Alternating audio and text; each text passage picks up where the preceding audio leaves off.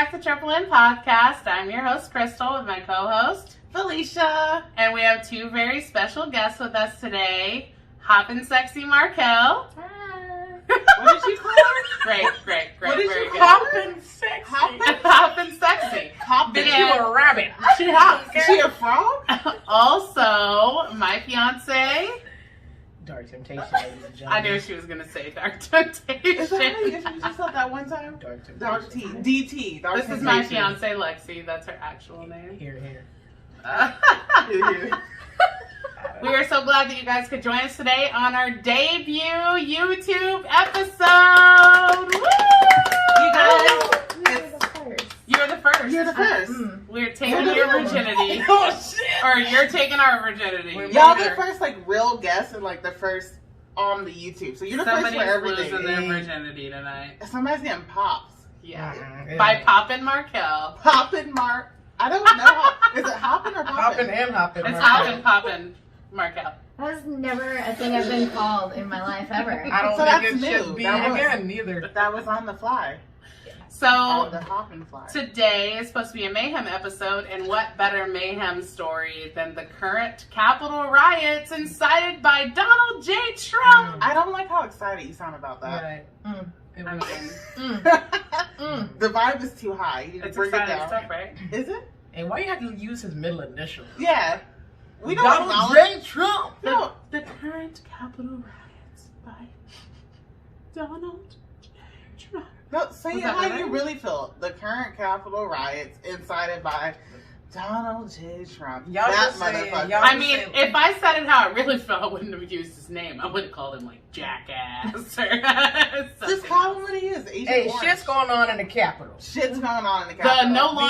no longer president, because in a few days, Mr. Biden. no longer president. So Didn't they impeach him? He's the first president to get impeached twice. he is. It's voting still. He's the best at everything, including impeachment. He's number one. He's winning. Yeah, He's winning. he's yeah. winning. He's winning all the impeachment. He's the only person who's ever been kicked off of Twitter, Facebook, Instagram. He's literally exiled, That's just true. like a old Blocking king. in W's, just Yeah. all down the board. He's just, and he has always said that he is the best. He's a at all of the trendsetter. things. Yeah. He's a trendsetter. He's number one.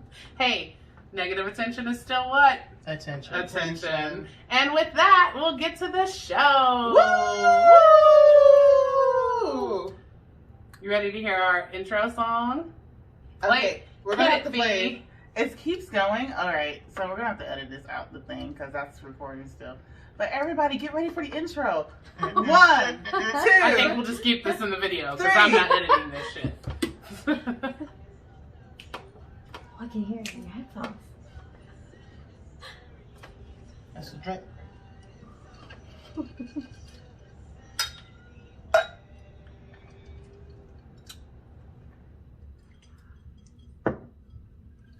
All right, so today we're going to be talking about the Capitol riots, and I haven't been really keeping up because I care, but I don't.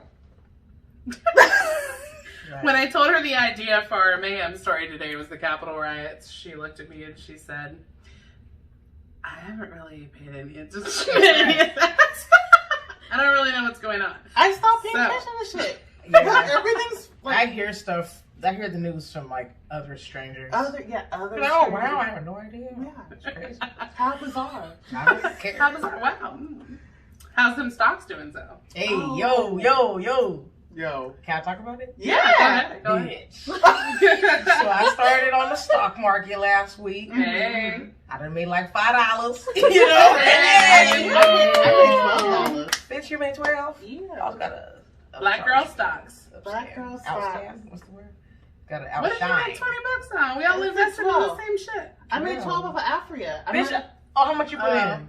I put in like $40. Oh, that's why. Yeah. I only put in Like penny slots. 10 or 20. I lost money on crypto. Afria is the only I one. still don't Africa's By the way, Something y'all go buy Afria stocks, but don't, because I'm trying to get all the moolah. So Baby. don't bring it up, but don't bring it up too much because I want to buy a little bit more. That's right. We're also waiting for the Roblox stock. Roblox is gonna hit. Why are you Roblox is telling people Supposed to hit about on- Roblox? I'm just telling them. The IPO, in case y'all got $250,000 in your bank account that you're putting in the stock market. You can have first dibs on Roblox Monday morning, the 18th. Monday morning. But it's not because it's a holiday. It's the black holiday for me and you. Oh yeah, It's me and MLK. you. MLK. So actually, when the We're stock's not open at included in the 6:30 on No, Tuesday, you're not. y'all ain't, cause y'all ain't We don't get to celebrate this it at all. dark temptation. I don't get to celebrate that I get to Can marry a black can I person be Dark thanks to some of Temptation, the progressiveness. of Hell my no. music. And you get to celebrate it because I mean you got the day off too. No, she's Right? not off. You You work? work. I That's work. why you work and I'm off. Got him. Wow. We know who's sleeping on the couch tonight. Yeah, I've been sleeping on the couch. You Yeah, the lie. couch? You never sleep I on don't the sleep on the couch. couch. I don't sleep on it. I tried one time because I was restless and she freaked the fuck out. Yeah. So speaking of stocks and the Capitol riot and Yeah. Mr. Trump, Right. Mr. Trump. no Mr. longer president, Fucker? formerly president, the Yeah. former president known as exiled from the land. From the land. What do you think is going to happen to the stocks when Biden takes office? It depends. What you been reading? Because I What know does what it I've been depend reading. on? Finance fee. Well, I haven't been reading anything. I'm just thinking about how people accept him and in what direction he's going to go in with his own policies. If he goes in the direction we think we're going in, our shit's going to hit. Yes. So short-term stocks for Long-term the things? pandemic Oh, okay. is obviously going to rise tremendously when Biden gets into office because everything's about to open back up. Right. The vaccines out. People are Vaccines doing out. that. So travel's going to start up again. So Delta's Restaurant going to come eating, back. Delta. Bank You don't of think all the America. Republicans that invest in stocks are going to start selling like mad because they think the whole world's coming to an end? No, they're going to be buying up because they know what. They don't give a shit about the government. They're like, all they Right. care about is their money. True.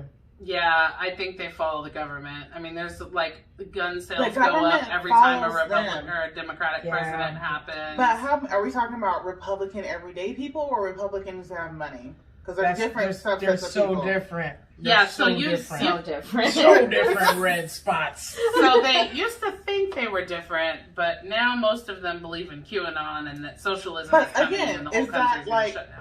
The Republicans who we see every day down the street, those Republicans or the Republicans who would support that party but are like a part of the 1%. Yeah. Those are different people. Mhm. Even I don't know. I less- think we're going to see a small dip. I That's mean, my we've been prediction. seeing baby dips. for Maybe the a big last dip. couple months. Definitely So a I small hope there is a It's dip gonna so I can buy into something. that's Dip it. exactly right. Dip it, Keep dip it, on dip it. dipping. I hope this housing market crash. But I hope our crash home value so stays up. hard.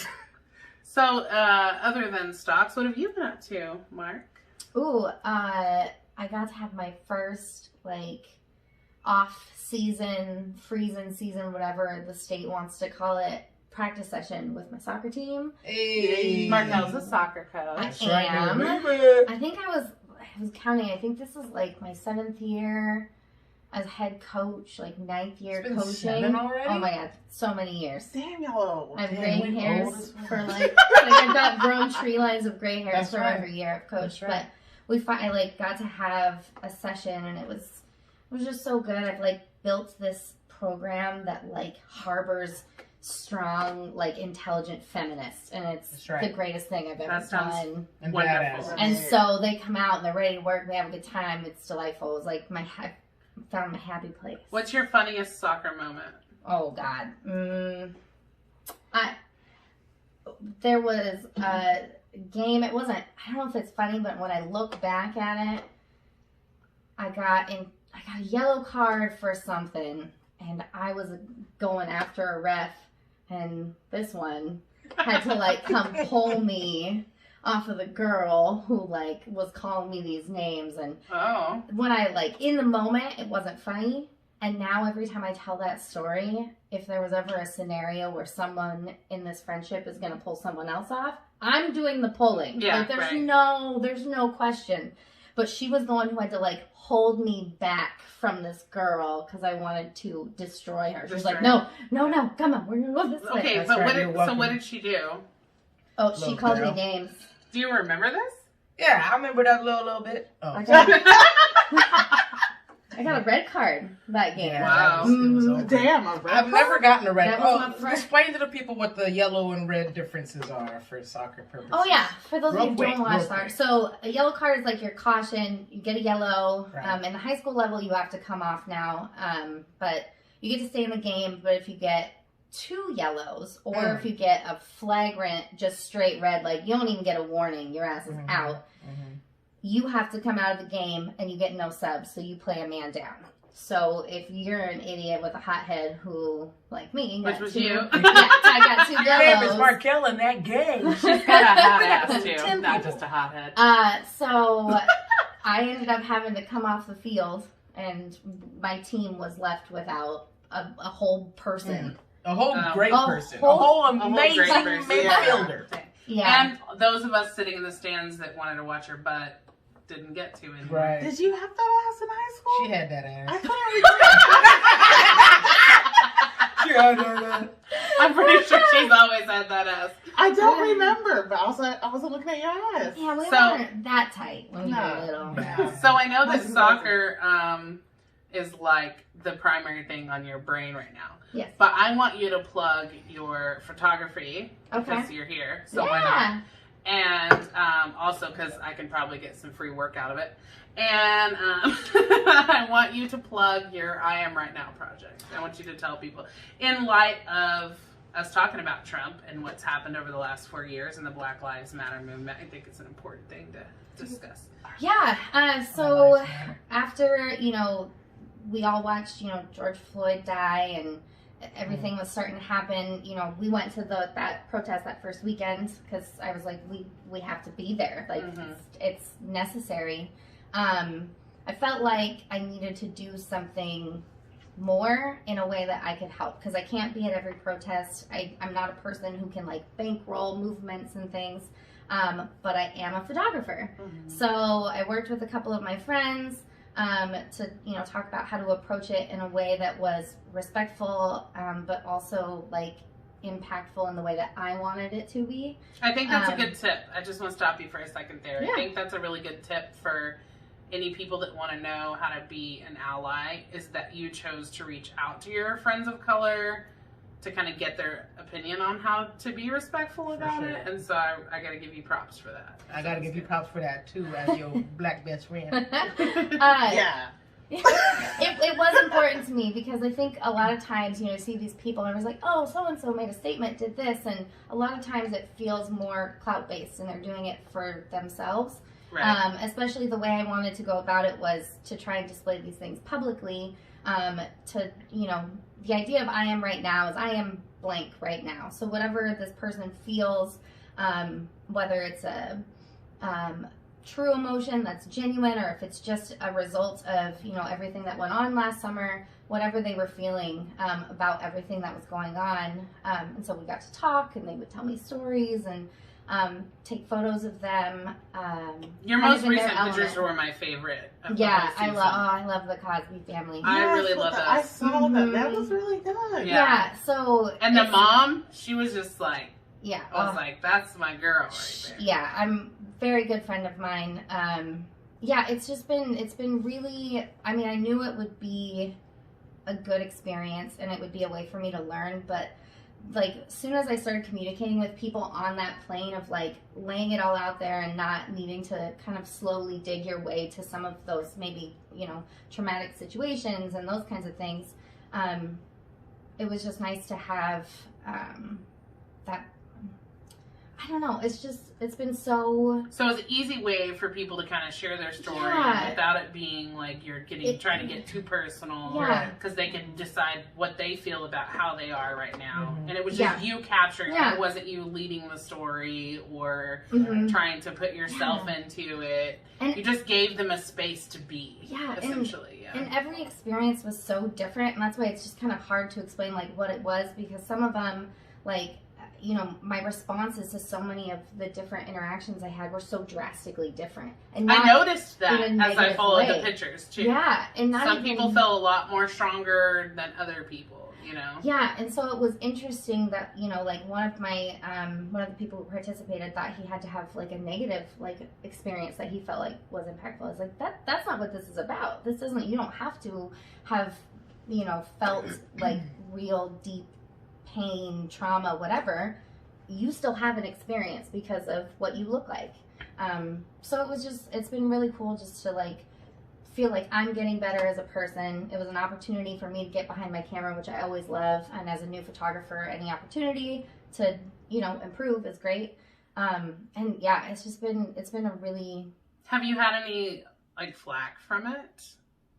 I got some like friend requests removed. Like some of my family deleted me on social media. Wow, for supporting After a the while. Black Lives Matter. Exactly And that. your work is Wow. not that controversial. It isn't. It's literally just you Taking Yeah. images Yeah. of people. photographs of Yep. people Yeah, during times of... correct. Stress. So yeah, it was eye-opening in that way, but not upsetting because it was... You're like, what? Because you're like, well, that weeds them out. Now I know. They I mean, that's know. how most of us Yeah. feel, right? That's really how a lot of it was. And Well, I think it's amazing. I think it's really amazing as a mental health professional for you to be out there giving people a space to be who may not otherwise have said anything or been able to kind of voice who they are. And I think it's beautiful that you're allowing people to be seen in a light. You're giving them, you know, this podium for people to be exposed to it who might not otherwise be, and that you're working as an ally in that process. So I commend you for that. We're based in Seattle, and so if somebody wanted to get in contact with you to be a part of the project, how would they do that? right now, still working on the website, social media. I've got an Instagram, Markelle, I think, .eg photography. We'll put all the Dot links this- in the description. Yeah, links below. It's my name is so long, but Facebook is Markelle EG Photography. And that's Markelle. Yes. Yeah. And pretty easy to find. There aren't a lot of Markelle EGs, but both are great ways to get in touch with me, reach out, or if you know someone who knows me and they can just, you know, give you And my you don't number. have any specific requirements for how they share or whatever. Just... Not at all. Some people, it was short. I got videos. I had different things. Yeah, I mean, it can look however you want it to look. All right. Yeah. Awesome. Well, I'm so glad that you're here and plugging that information. How was your week, Fee? Actually, there's something I want to bring up because we are on camera today. Oh. How drastically different we all look from each other. Based on our items and clothing and just the style we're rocking today. Go ahead and describe all of the styles. Yeah. All right. We have Markelle here. She looks like she just touched down on Okay. Earth to be with us. From Vegas. From LA. where? From touched Saturn. From Mars. Oh, Saturn. I was I like, touched down like a UFO. You're Like going, an did she go alien. from Vegas? Was she No. on the strip? This Was she bitch a working on the UFO. strip? She a What's she UFO. doing? It's basically, like- you're an alien. We got Crystal dressed up in her professional attire. You know, I gotta rep that professionalism because it doesn't always come out of my mouth. We got Dark Temptation over here. It- Looking like a Dark Temptation. Looking like a dark temptation. All Yeah. blacked out. And I'm in pajamas. Yeah, But they're cute pajamas. They're Potato. cute pajamas. I'm Potato. potatoing. she's potatoing, I'm but ready in to- the hottest possible way. With Yeah. a full That's face. my niece. That's my Phenomenal. boo. But also, Is that all you have to say about our week? You just Oh, wanted to give you wanna commentary talk about about- our clothes. I just thought it was important to bring up because I'm like, if I was watching this, I'm like, what the fuck is going on here?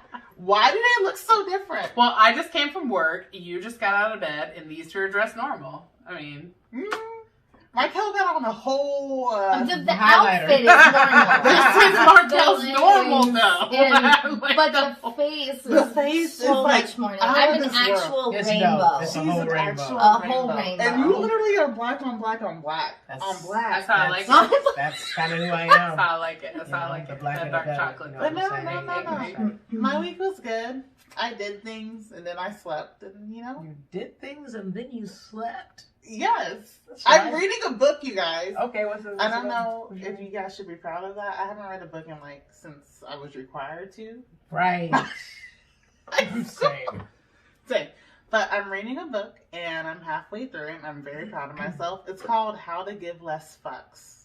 Ooh. Oh, sorry. Can I say it? It's called The Subtle Art of Not Giving You a fucked Fuck. up the title. That's how I took the book. How Like, to fuck up the The title of only a book. word that was said was fuck. Let's fuck it. hey, how to This give is how less you fucks. fuck shit up when The you're reading the subtle book. art of not giving a fuck. It's a good book. Yeah. It has its moments where I'm just like, oh, this is too much, but then it brings it back in. So that's what my week's been like. Yeah. I know the title of it because I read it.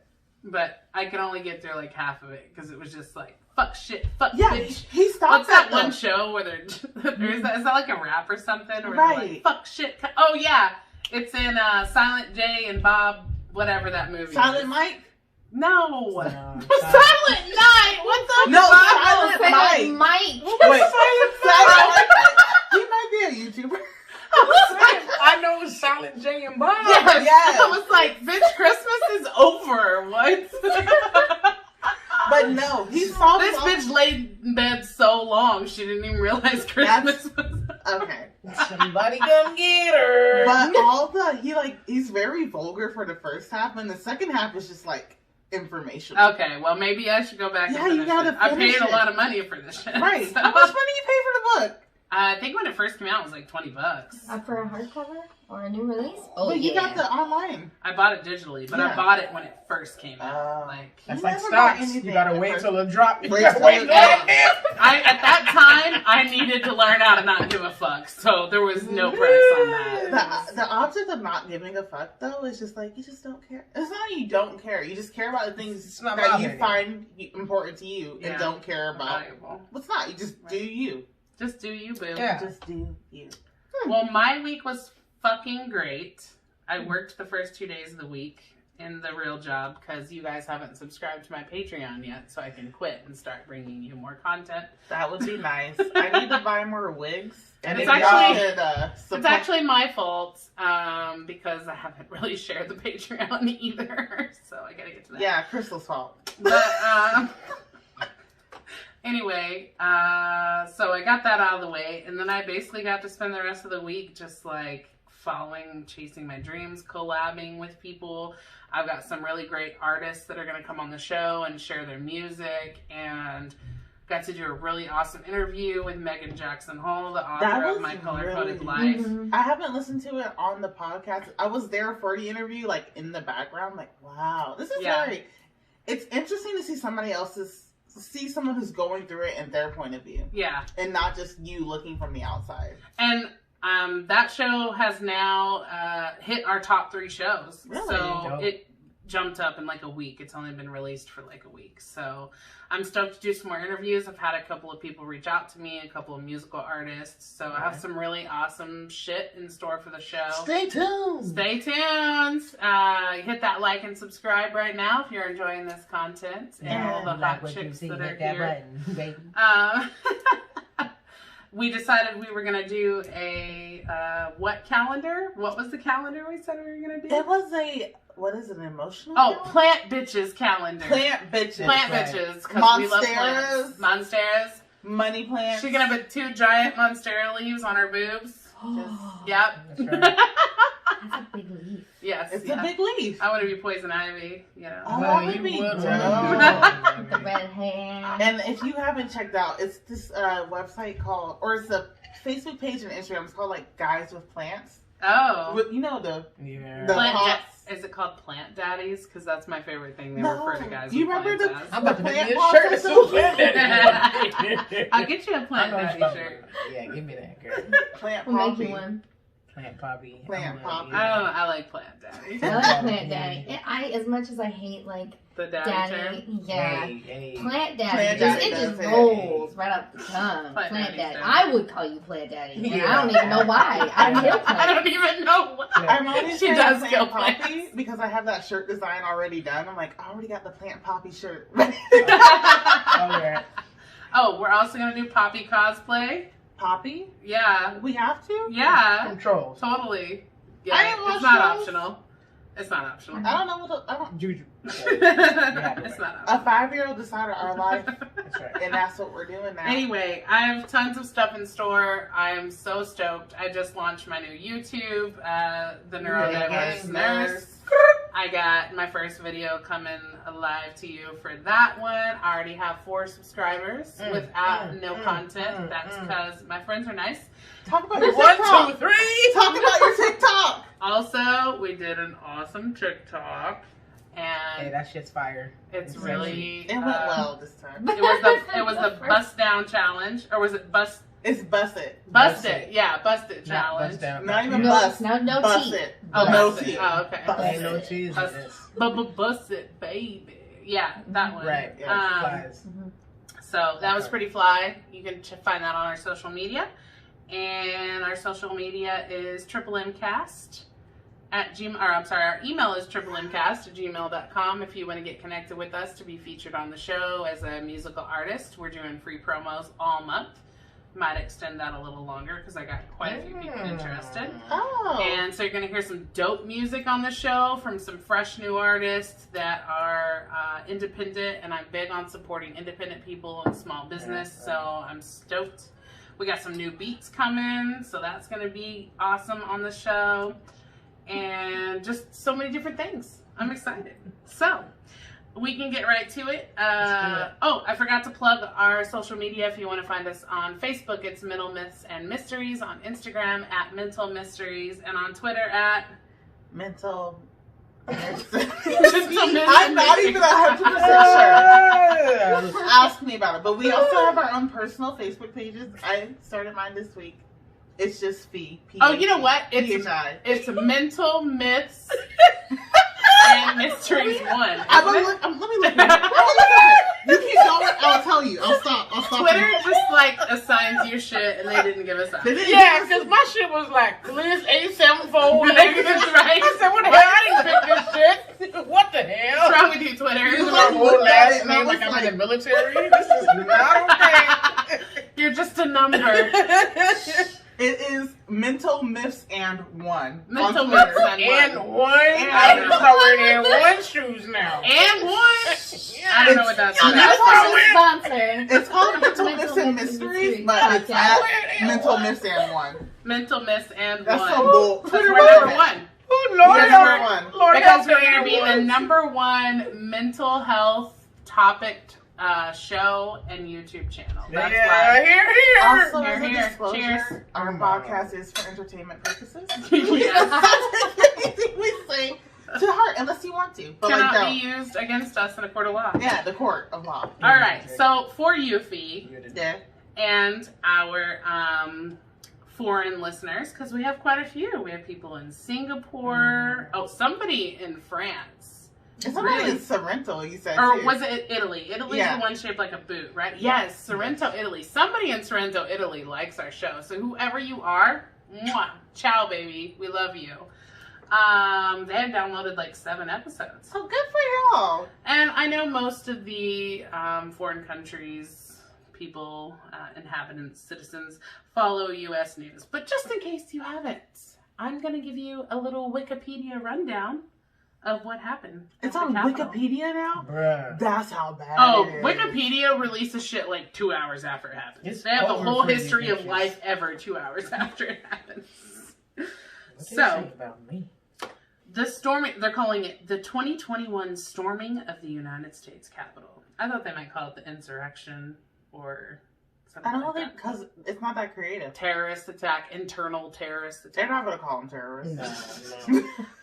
The storming of the United States Capitol was a riot and violent attack against the United States Congress on January 6th, 2021, carried out by a mob of supporters of U.S. President Donald Trump in an attempt to overturn his defeat in the 2020 presidential election. So if you don't know much about United States government, basically Congress is the primary people that vote, kind of like a parliament in most other countries that enact our laws, right? And Congress is the main building other than the White House in Washington, D.C., where all of our political leaders are housed.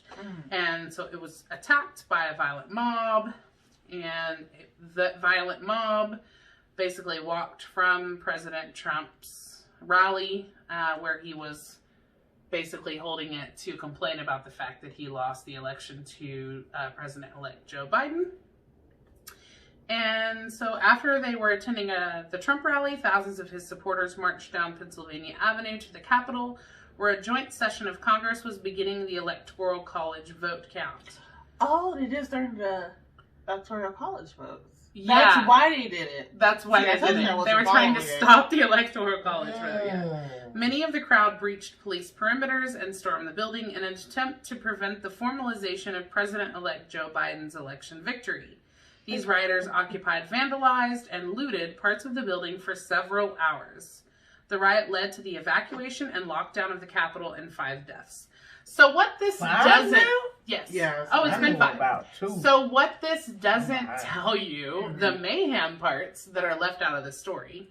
Mayhem the stories. ridiculous bullshit. Are that the majority of these supporters that caused this insurgence are QAnon believers. QAnon is this is going to sound crazy, but this is what it is. QAnon is a movement of people who believe that people in power, particularly on the Democratic side, are running an underground child pedophilia ring in order to not only perform pedophilic acts, but to harvest blood from young people and infants in order to intake adrenochrome into their bodies and become all-powerful and very smart. You lost me at the 3rd word. I don't know. So, this theory has actually existed for more than 30 years. I first heard about this theory maybe 15 years ago. Is this related to Pizzagate? Yes, it is Okay. related to Pizzagate. What the hell is Pizzagate? Cheese Pizzagate pizza. Cheese pizza. You know what Pizzagate is? Yeah, Damn, I'm lost. apparently, I mean, I did not tap into, like, the depths of what this... Anyway, pizza is supposed to be a code word for... CP. Cheese pizza. Child porn. Yeah. And then there were, What? like... Is that the one where there were toppings? No, this is, like...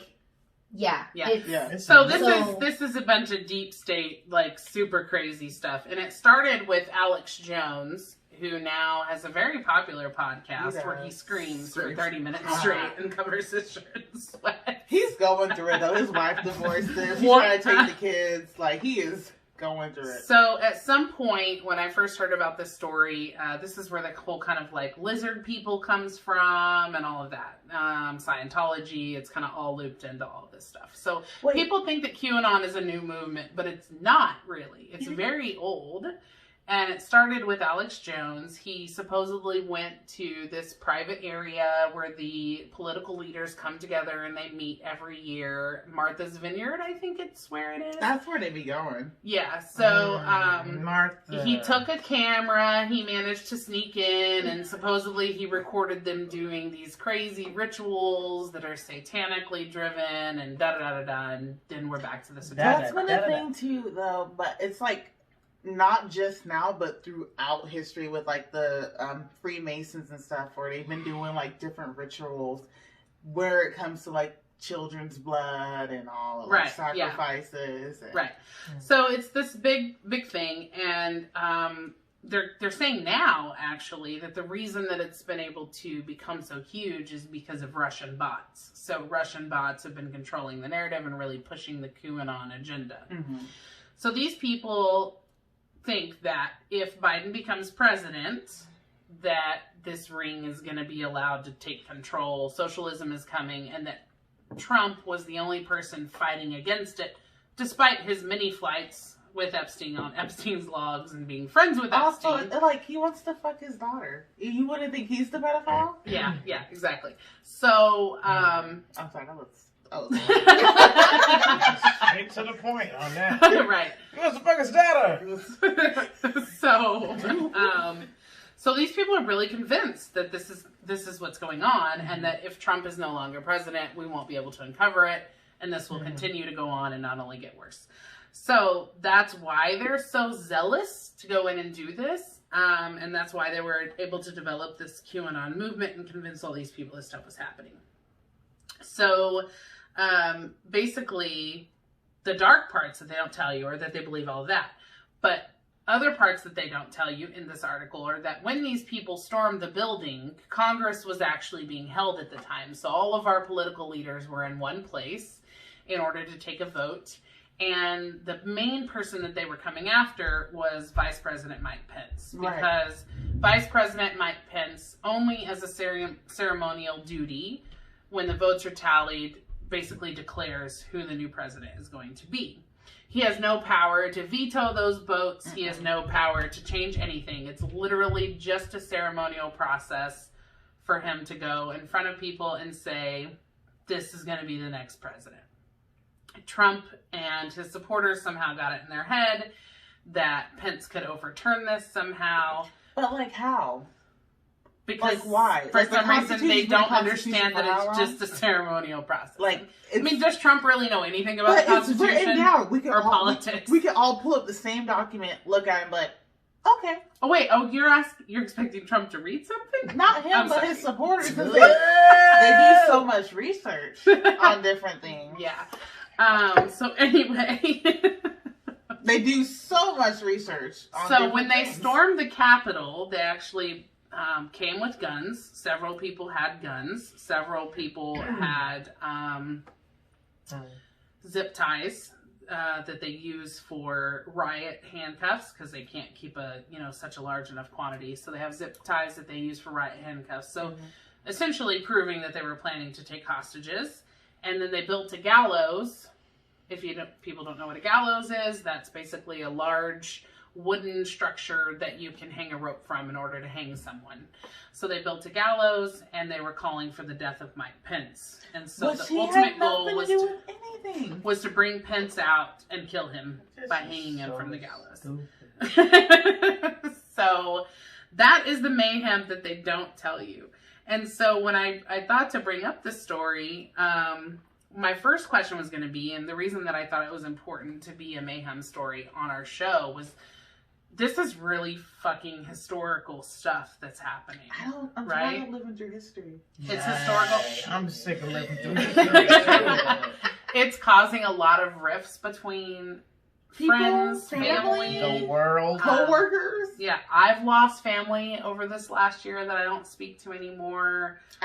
One of my friends befell the brainwashing of QAnon, and now we're not friends anymore, even though I tried very hard to kind of help get rid of the brainwashing. What I do, and because I do have a lot of friends who are on that side, be like, fuck it, whatever. That's who you are. Just, don't fuck up my shit. Yeah, well, some of us feel a little more strongly about it. And you can't give a fuck. The book I told you, you gotta stop giving fucks. Don't give a fuck about it. Let them do. Either way, the world's gonna end up in the way it's supposed to be. Mm-hmm. Without the world gonna revolve around you. Right. Your own world revolves around you. So yeah. If they do, I kind of believe in putting more strict boundaries on people. I feel like if you don't place those boundaries, people aren't going to get to bottoms. They aren't going to realize what they're losing if you just continue to be friends with them and let them behave in certain ways. Yeah, and so but I think that it's important to place those boundaries on people. But I mean, like, you be placing boundaries on the whole world about the opinions. Like, that's how I feel. Like, unless I'm like super close to you, like. Markelle, well, I'm not talking about the world. I'm talking about our friends and family that But that's the thing, like even their friends and family, if it's like my great aunt and she's tripping, I'm like, okay, it's whatever. She's gonna die anyway. I think I feel more strongly about it because I'm coming from the position of somebody who is determined to be anti-racist. And I guess here's the position that me and Felicia are on. We've been dealing with this our whole lives. Yeah. So we got more of a...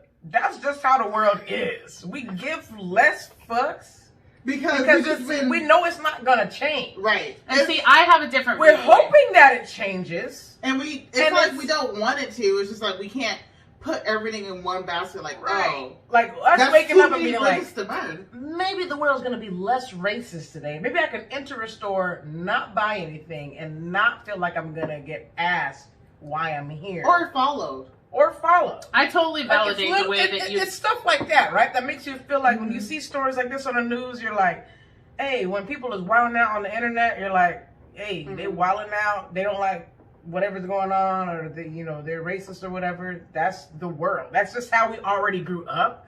So when we see other people out there like, oh, y'all, we see, when you're out there on the front lines with us at the protests or whatnot, that's amazing. And like, we love that shit. But at the same time, for the people that aren't like you and Markelle out there, it's just whatever. Because if you don't, I mean, you know what I'm saying? I mean, I validate your feelings about that, but I really strongly suggest against just getting to a thought mind of complacency. Because if we feel complacent about it and we let ourselves be complacent about it, then you're right. It will never change. It's not about being complacent, though. It's just like knowing... It's picking your battles. If I had to explain to every person I came across about how I feel in my life experience, I'd be talking all day, every day. I don't have time for that. I don't want to do that. Right. There's too many. I feel like, and I don't feel like that's your responsibility, which is what I'm saying. I feel like it's somebody that is determined on being anti-racist, then it is on my shoulders because I'm the only one that's going to call out the white racist people from my Southern Texas family. Right. But they're more likely listening to you saying that exactly. than us. So which is why when the protests and all this stuff is going on, when we see white folk out there, y'all is in the front lines with us. White folk. She looked me right in the eye. Like, she made it. When the people that ain't black or Hispanics, or people, non-minority people. Yeah, the non-minorities is out there on the front line and you see them yelling with you, you're like, oh shit, I think the world can maybe change a little bit. It's not like we don't want the world to change, it's just like... Well, when she initially said it, she said, we know this shit ain't gonna change. And I am vehemently against that sort of statement. It's not gonna change in our lifetimes. It's not. I think it does change. I think it might change slowly, but that is change. But you will die before you see any real change. It changes. It doesn't mean stop doing what you're doing. It just means that... I don't want to put a timeline on it. I'm vehemently against that, too. I'm not against, putting a timeline, but I'm just saying, if you say it's not going to change in your lifetime, then that's you accepting that that's impossible, and I just don't have that kind of thought process. I just don't want to put my hopes into something that might not happen. Right? Would I love it to happen in my lifetime? Yes, of course, but, I'm not going to place all my, this is going to change, I'm going to be the difference. It's just... I'm going to live my life the best way. Yeah, I'm going to live the best way I can. Yeah. And if things get better, if I make a difference, that's awesome. But if I don't, that's not my responsibility either. No, I agree with those statements. I just don't agree with those finality statements. Like, it's not going to happen in my lifetime. It's never going to change. I don't think that people should say things like that. I think you should say... I don't feel like the chances are super great, but I'm hopeful. I'm not going to place all my hope in it. I still have to continue my life, because I think it can change in our lifetime. I totally believe that. I believe that we are on the crux of a big change, and the reason I believe we're on the crux of, and I'm sure Martin Luther King's generation felt like they were maybe in the crux of a big change, but I've said this before, and I'll say it again. I think the reason we're in the crux of a big change is because our generation, the millennial generation, is one of the first generations to really start to change some of these things. But think about it too. We're also one of the first generations that grew up with black culture as a part of our culture. But it's always been a part of the culture. Jazz music was a part of black culture back then too. My grandma lived through segregation and desegregation, and she's still going through Black Lives Matters and police still shooting us.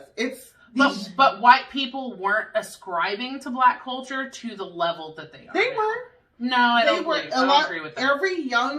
If you go back and look at everything that was happening in black culture, and you look at the young white people of that time, they subscribed to it then, and they changed as they age. They subscribed to it then when they were younger, because that's how they felt. I'd have to see some facts on that, because I don't know if I agree with that. I'm going with the jazz. I'm going with disco. All that. Hip-hop. All that had, all of that is... had a culture. Hip-hop and rap is what I'm talking about. But that's the 80s and 90s, where there was still a culture of white people in it. Disco was in the 70s. There was still a culture of white people. The 60s, they had, Jimi Hendrix, psychedelics. They had jazz music before that, and white Wait, people so were wait, still in you're that. saying that Jimi Hendrix and psychedelics they all started in black culture? And you're saying that jazz only started in black culture? I'm saying that was a part of black culture. Jazz was a big thing. I'm not saying it's not a part of it. What I'm saying is that white people didn't ascribe to They black did. culture and to the level that white people... When you grew up, Okay. what did you listen to? Your whole entire teenage years. Oh, my. Black culture, Oh, right? Yeah, I just told someone the other day. My 2 albums of all time. If you ask my dad what he ascribed to when he was a teenager, it was not black culture. Correct. And the majority of millennials Yeah. ascribed to black culture. Our parents did not. So that's the huge turning point for me is, and I made this comment But think about it, when all of it's these... ascribing to black culture, and you have artists that do it today too, that ascribe to it who want to be into hip hop and want to be into rap, but go back to being white. I'm not saying that's not the chance, but I think that statistically, our odds are a lot better now. And that's the reason that I say that. Right. Because so many people are ascribed to black culture. Black culture is so much more popularized with the millennial generation. We're the first generation to really fight against, not having interracial relationships and that sort of thing. We're at a big tipping point. And I think if we go into it with a negative attitude where it's not going to change, people are just going to go backwards, I think that's the wrong way to approach think it. I don't think. Oh, sorry. When it's about the you're not going to change thing, I get the whole, ascribing to culture and all that stuff. But when you have generations that are still going on, the grandparents and the parents that are having more kids, and they're raising those kids to not like other people outside of their race, that's where it doesn't die, right? Like there's little kids, our kids' age, walking around talking about, no, can't play with you because you're this or you're that, right? Like that goes from generation to generation. I mean, you grew up with that where you didn't even know till you were, teenager, high school, that certain things were degrading to black people, right? I mean, you used to tell me that. Yeah, yeah. So I mean, it goes on from generation to generation. So I'm not saying it's not going to change, but I'm Right, saying that but- it's not going to discontinue because Nobody's saying it's not going to discontinue. But I think when you have that defeatist It's not a defeatist view. It's the view of it's it. realistic. I don't think. I don't I think think it's it's defeatist. it's the Go black ahead. view. Yes, It's the it's black Pessimist view. here. It's the black I view. get it. Like, Yeah. I always err on the side of a worst case scenario. Mhm. And that way I'm Right. prepared, right? Like, my motto, I tell my kids, we're going to, hope for the best, Yeah, prepare for the worst. exactly. So when you're in a mindset of understanding that you might not win, you might not get what you want, what's the worst case scenario look like of that future moment? Okay, right? and then when you're raised to And make, then, to, you know, you you're think raised about in that and you're like, manner. okay, how will I deal with that? What will I do going on to try and, change that? It's just a different... I think you can prepare for it without projecting it. It's not. I think when you make defeatist statements, you're projecting defeatism, and that doesn't help the unity. So, you used my growing up as an example, right? But I left that. Mhm. Millennials are leaving that thought process in droves compared to But previous you're generations. looking at where you're at and the people you surround yourself with. Like you said, you've lost friends. You've lost Mhm. people. You've Because lost you family. moved on Older and you people, moved forward. boomers. But you probably lost younger people too. I have not. Not at all. No, I assure you, I have not. I see your hand, Markelle. You don't have to raise your hand. I'm just gonna, There- I'm gonna speak on it. I'm just gonna raise my hand. There are people who are Trump supporters that are younger on my page, yes. There are people that are, far more right-wing than I am. And I'm not a leftist either. I consider myself a centrist progressive. But have I lost them for racial issues? No, I haven't. Because it's just like I was going to say a minute ago. But those are the people who are complacent. I made this joking meme about if you don't support Black Lives Matter, I better not hear rap music in your car tomorrow. Mhm. And the reason for that is because our generation grew up trying to be Black culture. Like my whole high school, your whole high school, and we're from 2,200 miles away. So that proves that it spans the country, right? And so I just don't want to look at it with a defeatist. I think it's good to prepare for what may or may not happen. And I think it's okay to be like, but I understand it and I empathize with you. If I were black, I'd probably feel the same way. I'd be like, this shit ain't never gonna fucking It wouldn't change. be a thought. It would be that's how life is, because you're raised with this is how life is. You're always going to be 10 steps behind everybody else. You have to go do these things to try to be equal with these people, but you're never going to be this much equal. harder just to do this, right? Just to make it, just to like not drive even to home be and seen survive. yet. Right? Yeah. So that kind of segues me into kind of like where I wanted to go with reading this Mayhem story. And I was going to ask Fee first, but she hasn't been following the story. So. I know enough what's going on to be like, okay, they're riding the Capitol, some weird dude in a fucking furry hat, and they stealing shit, people die. Okay. So I'm gonna go to Markelle because she kind of talked to me a bit about it earlier and some things that she saw with her own family. How did you feel when you saw this happening? It was wild. I'm a self-proclaimed dystopian future fiction novel, and I love all the dystopias, right? Like, can you, layman's terms, what the word dystopia means for the listeners, please? It's a alternate reality from what we feel like our timeline would be like into the future, and something goes wrong. There's a virus or there's this or whatever, and then it's always a story about overthrowing somebody who took over and took advantage of people in a crisis, basically. Okay. I love reading all of that, consuming all of that, and the last year has kind of felt that way. And then I was at work and someone had texted me. I was like, what is happening? So I just pulled it up and I was working, and it had, the news, one of the stations playing.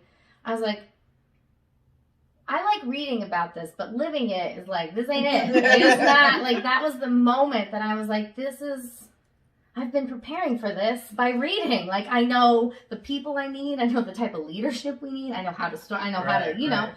I was like, dystopian novels have prepared me for the life I'm actually living in 2021. Right. It felt unreal. Do you feel like it affected your mental health in any way? Did you feel sad or mad or depressed, or you were just like, well, this is it, I'm ready? Oh, I've been ready. I've been ready. I actually joke with people about, because where my parents live, right, they've got the high ground, and it'd be easy to fortify, right, if we need a bunker when everything goes down. So that's where we going there? Yes. Up the hill. Because my mind keeps going to okay, this these are things that we thought were not things would happen here, right?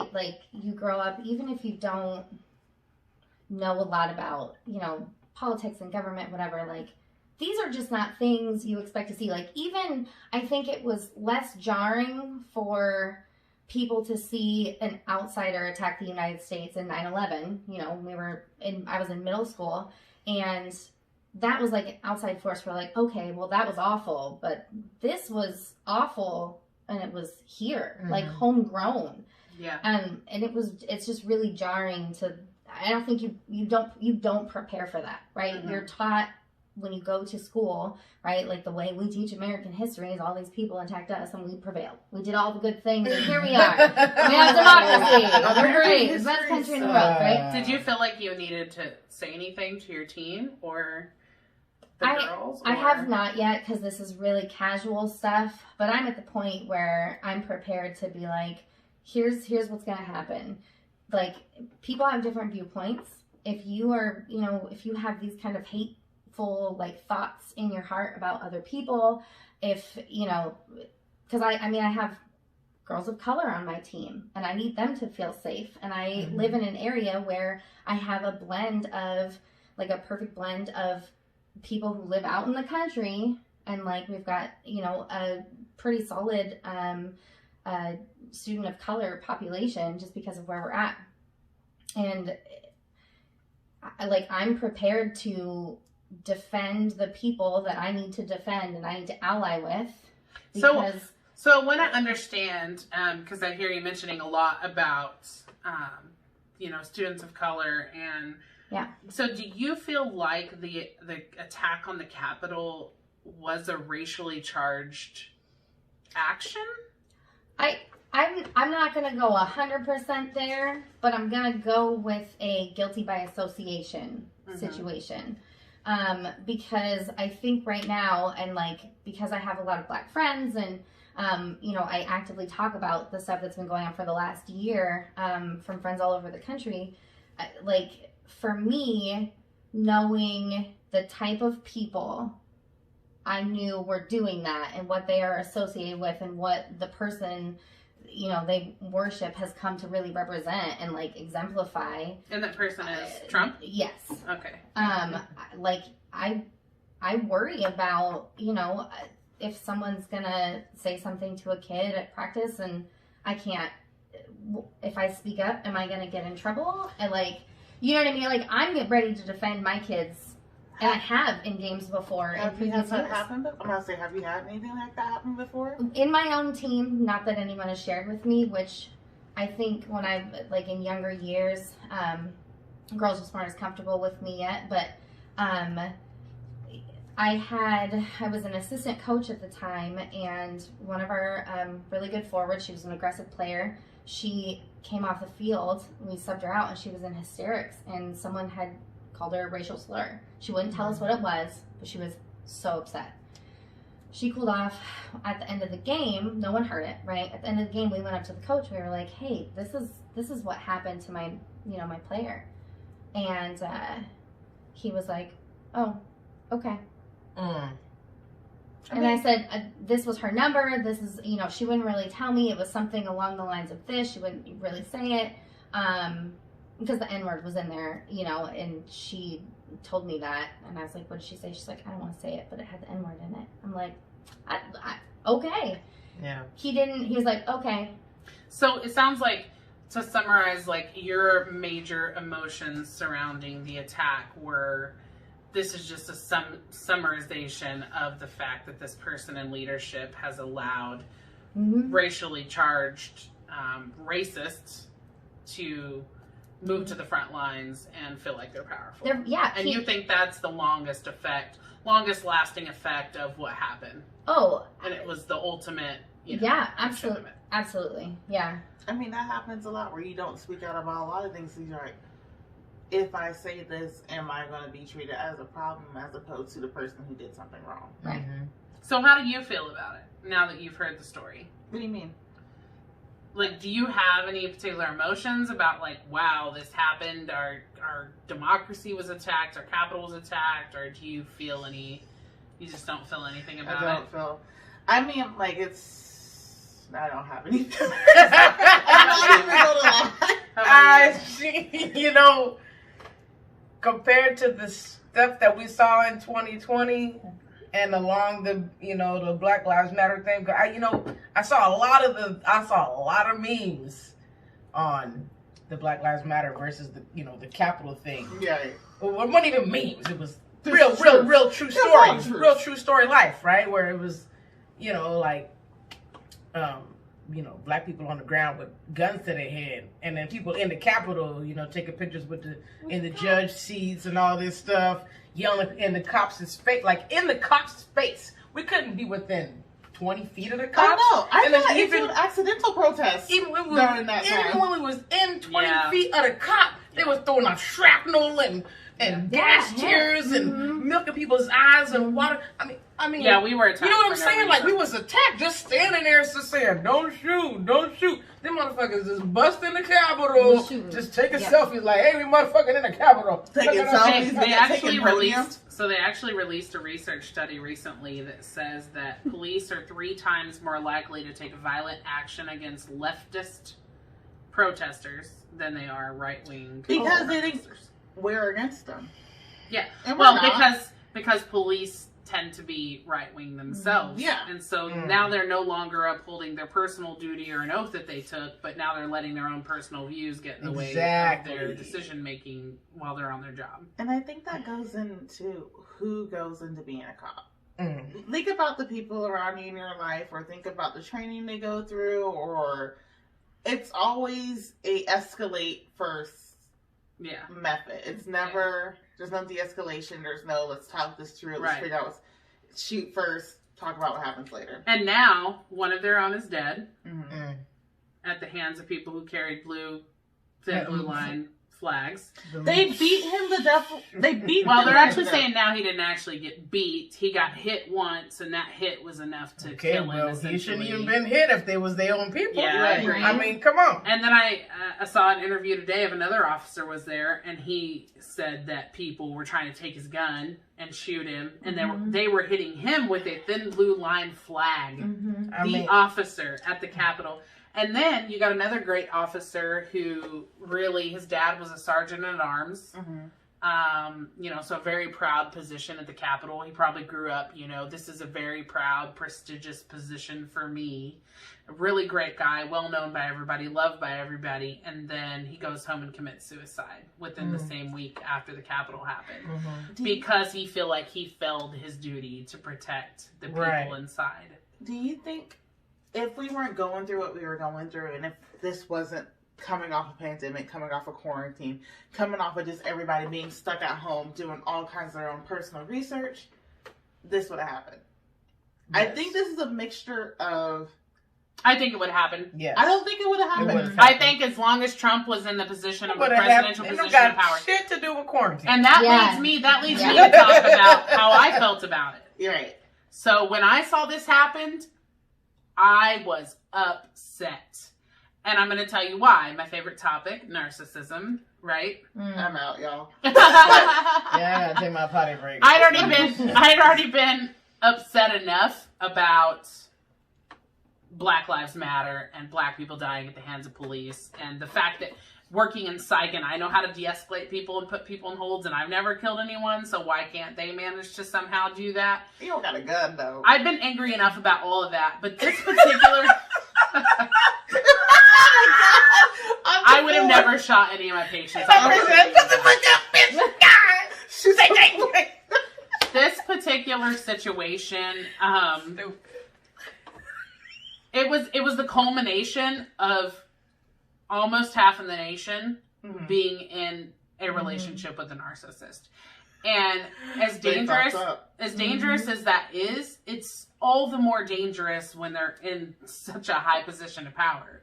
And so what scared me was how easily people fell prey to this and how easily it could happen again. And it scared me for our democracy. It scared me for our society. It scared me for everyone, really. Look at Nero. We just talked about it. And yeah, exactly. And that's alluding to what this could, happen, how this could come into power and coercive control. And I felt this need to educate people.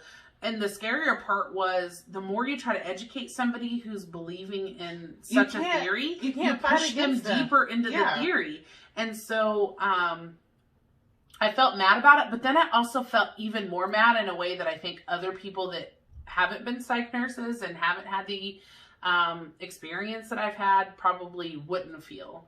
And I felt mad for the QAnon supporters. And I felt mad for the former, I want to say aircraft, but Air Force. I felt mad for the former Air Force girl that was murdered, or not murdered because it was, needed to happen, but for protection, but that was shot by the police and died. I felt mad for her, and I felt mad for her in a way that I've felt mad for every woman that I've ever tried to help. And yes, women can be narcissists too, but I've mostly only helped women. For every woman that I've ever tried to help get out of that kind of domestic situation, and for the long-lasting impact terror that it's done in their life. This woman was brainwashed by people that were only allowed to come to positions that they're in because Trump is president. Because a narcissist used such a level of cultist coercive control over our entire country that now this woman is dead. And had none of this craziness happen, and had QAnon not happen, these people are victims. They're victims of... I don't want to label them as victims. They are. They're partially, it is, yes, they came into someone who coerced them to do something they weren't supposed to do, but I'm not going to strip them of responsibility. I'm not going to call them victims, because at the end of the day, not everybody is going through something where they can't look at and be responsible for their own thought process. I think you have to understand the coercive control a little bit. The people that I've been trying to help understand it, I've recommended that Nexium cult show that I watched on Stars. It really helps you to understand coercive control and how it happens and how it's a slow progressive thing and how people in the military are especially at risk for that because they grow up in a coercive control situation where they're owned by the government and their generals and their heads, and they're taught almost like robots that you respect people in positions of power no matter what. I'm not saying that's not a thing, but you are personally responsible for putting yourself in that situation. They put themselves in that situation. I totally disagree with that, but I think that's an argument we could have forever. Yeah, if you join the military, you put yourself in that situation. Yeah, I think that's an argument we could have forever, but I was mad at them, and I want the person held responsible. To me, Trump is responsible for that woman's death. He's responsible, but so is she. She's responsible for her death. She was there. Yeah, and I think that he's responsible for much more people that are brainwashed. And the long-lasting effects of this, I mean, God knows. You would not believe how many people that I'm around in my professional career without, outing people that believe in this QAnon stuff. It's people you would never expect. Right. It's people who have so scary. The ability, and not even them having the ability, or because I know the way the brain works and the way the human mind works, when you have a firm belief in something, or where you're made to believe in something, that's a part of your identity, and it's hard to change that because it's also who you are. Well, actually, it goes down to a neurological level. So if you look at the neuroscience, that's why neurolinguistic programming, that's why it's called programming. Right. It actually programs the neurons in your brain to function a certain way. So when you are able to convince somebody, and this is a what's the word? Not synonym, but what's the things we always like to use to make points? Not a simile, not a synonym. Like a comparison. Anyway, here's an example that I use to people that I'm talking about. Now, I'll be like, analogies. I like to use analogies to get my points across because that kind of helps people understand things on a basic level. So one of the analogies was one of the analogies that I used was like, they've proven over scientific studies that if you're in interrogation long enough, you will admit to the crime, right? Because they beat it in your head over and over and over again. So if you're exposed to some of these things, if you or your family members believe in it, they're going to beat it into your head, beat it into your head, beat it into your head, beat it into your head. Mm-hmm. And then at some point, you don't even have control of your own mind anymore. That's how coercive control works. And so these people aren't in a position to have a cognitive thought process. And when you push people into a position where they feel like it's a fight or flight, so these people truly believe, because they've been slowly convinced to believe that QAnon exists, right? They slowly believe this long enough where they feel like it pushes them into a fight or flight response. So now they're functioning via their brainstem and no longer cognition. And so the analogy that I used to kind of explain this to my coworker was, if you're in a desert and you've been without water for 5 days or whatever, and it's extremely hot and it's beating down on you, and Satan himself, and you're a Christian, okay, for lack of understanding. Satan offered me water. I'll drink that water. Right. We don't care, right? But Christians, okay. So Satan walks up to you and he has a glass of ice cold water in his hand. Now you know damn well you should not take anything from Satan, right? Mm-hmm. But if you're in a desert and you're about to die, and everybody I've asked this question to, they've said, I'd take the water. But use that analogy to what we were talking about earlier about Black Lives Matters. Can I finish my point? Can I finish my point first? Finish it, yes. Okay. Yeah.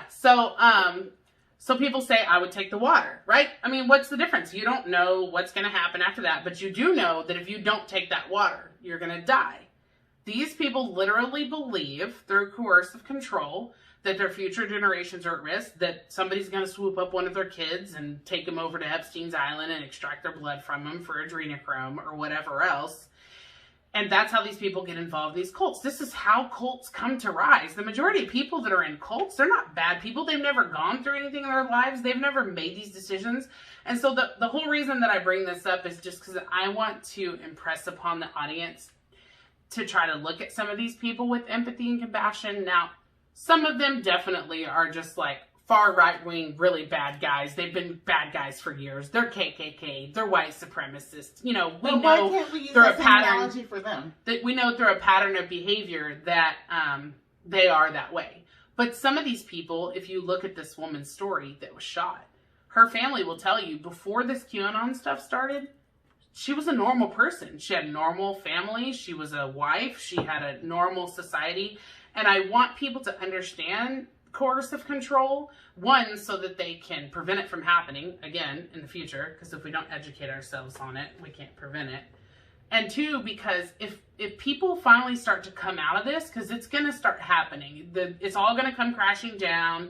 QAnon's not going to be popular anymore. It's going to be kind of old news.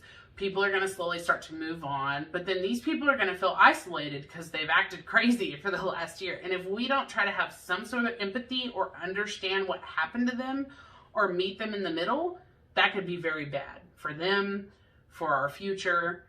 We have to really kind of slowly ease people out of a brainwash situation and try to help them integrate back into normal society. And so that's why it made me so mad. I was mad that Trump was able to cause this to other people, and that people had to lose their lives, their families had to lose things. It's torn our nation apart. He's, you know, the #1 worst president in history, and it's very sad. It's just I don't really think sad. it's him. He's a part of it, and he had a big reach. But these are beliefs people have for a long time.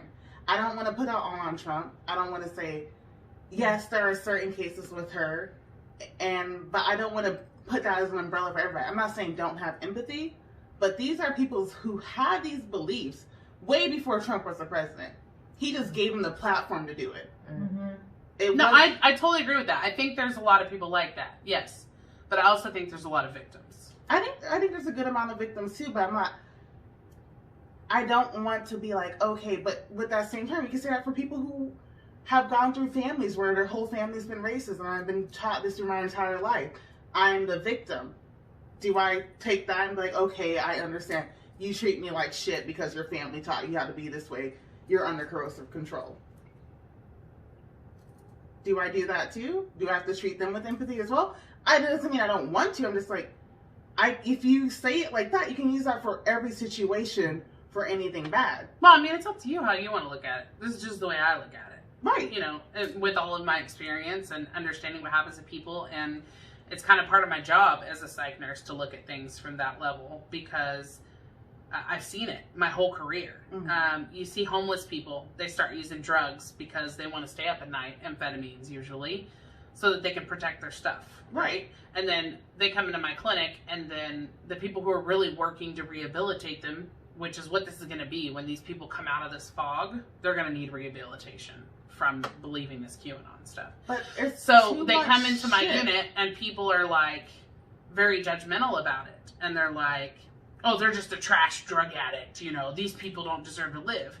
Well, if I start looking at people like that, then that's almost like a ticket for, you know, these racists to say, well, black people are trash people, they don't deserve to live. Nobody gets to decide who gets to live and who doesn't, or what decisions they've made. There are people who've been drug addicts for 20 years, they get sober, and they impact the world in amazing ways. And so I'm just asking people to approach it with an open mind. I'm not saying I think don't that's the do that. important part I'm of just it. saying you can't not hold somebody responsible for their decisions and actions, even in that situation, because, again, that's different. I think you can have empathy for people, but still hold them responsible to some degree. I think you can have both things. Right. Like, that's okay, but you just can't be like, this happened because Trump did this and Trump did that, or because he led them to believe. I can't just chalk that off as an excuse. It's not an excuse. I don't think it's an excuse. I think it's an explanation. Explanations People, are excuses. people get into that semantical argument a lot. So, well, I hope that you guys enjoyed being a part of the show and talking about the Capitol riots. I'm sure we could go on about these topics This forever. is so fucking long. But I'm glad that it was our YouTube debut, and it was an important topic. I expected it to go on for a while, and we'll be back next week with a new Mayhem story. If you're interested in submitting some Mayhem stories of your own, please shoot us an email at tripplemcast@gmail.com. We'd love to share your stories. if you would. You can also like DM us on the social media too. Yeah, we'd love to hear from you. Like if you're watching the show, if you're listening, we'd love to know you're out there.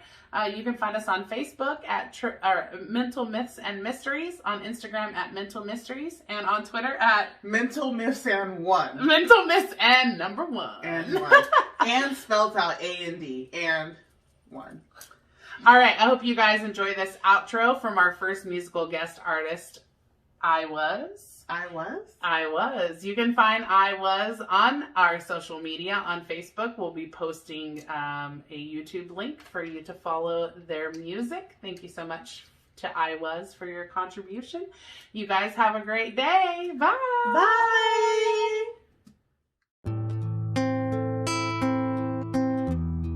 La da dum, la da dum. Hello, is everybody good? I know that it's been too long and I've grown so much and I'm about to show it. You can be the judge, I'll be the showman. I'm growing older by the day, I'm giving up on hope. I'm in a high place and I can't find a rope.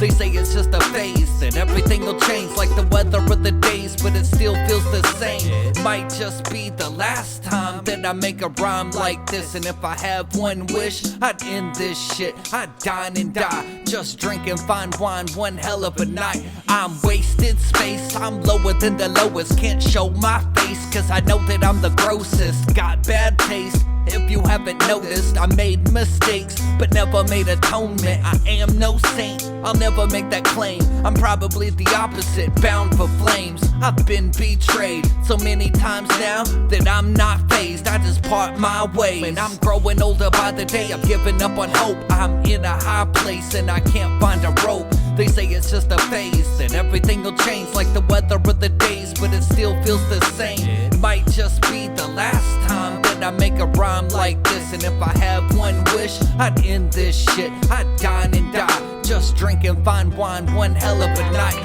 I'm wasted space, I'm lower than the lowest. Can't show my face, cause I know that I'm the grossest. Got bad taste, if you haven't noticed. I made mistakes, but never made atonement. I am no saint, I'll never make that claim. I'm probably the opposite, bound for flames. I've been betrayed so many times now that I'm not fazed. I just part my ways. I'm not holding out on anyone, you got my all. If I was there, then it's done, and I've moved on. You could hate me like the next man, grooving along, but there was nothing you could say about an underdog. I've been counted out all my life until I made a sound. Then I heard a couple people bumping me around town. Felt good till I realized that they was only looking at me like I'm just a clown. Damn, and I'm growing older by the day, I'm giving up on hope. I'm in a high place and I can't find a rope. They say it's just a phase, that everything will change like the weather of the days, but it still feels the same. It might just be the last time that I make a rhyme like this. And if I have one wish, I'd end this shit. I'd dine and die, just drink and find wine, one hell of a night. I'm wasted space, I'm lower than the lowest. Can't show my face, cause I know that I'm the grossest. Got bad taste, if you haven't noticed. I made mistakes, but never made atonement. I am no saint, I'll never make that claim. I'm probably the opposite, bound for flames. I've been betrayed so many times now that I'm not fazed. I just part my ways.